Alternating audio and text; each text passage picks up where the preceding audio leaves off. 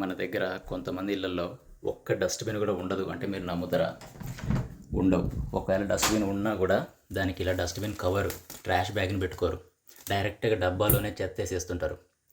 లేదా బయట నుంచి తీసుకొచ్చిన కూరగాయల కవర్లోనో లేకపోతే పాల ప్యాకెట్లోనో చెత్త వేసి దాన్ని సరిగా క్లోజ్ కూడా చేయకుండా మున్సిపాలిటీ వాళ్ళకి ఇస్తారు. చెత్త డబ్బా కడిగే వాళ్ళ గురించి, చెత్త తీసుకెళ్లే వాళ్ళ గురించి కూడా ఒకసారి ఆలోచించాలి. చెత్త నిండిన తర్వాత దాన్ని మంచిగా కట్టాలి ఇలా. అప్పుడే దాంట్లోంచి స్మెల్, బ్యాక్టీరియా బయటికి వెళ్ళకుండా ఉంటాయి, జెర్మ్స్. ఒక్కసారి ఇలాంటి రోల్ని 100 రూపీస్ పెట్టుకుంటే 2 నెలల పాటు సరిపడా చెత్త కవర్స్ వస్తాయి మనకి. పొడి చెత్తని ఇలా ఓపెన్గా ఉన్న డస్ట్బిన్లో వేసినా పర్లేదు, కానీ తడి చెత్తని ఇలా క్లోజ్డ్గా లిడ్ ఉండే దాంట్లోనే వేసుకోవాలి.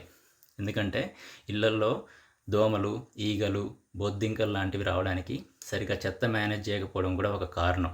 ఇది మనీ వేస్ట్ అని కాకుండా ఇల్లు క్లీన్గా ఉండడానికి డస్ట్బిన్స్ చాలా ఇంపార్టెంట్ అని పబ్లిక్ అర్థం చేసుకోవాలి.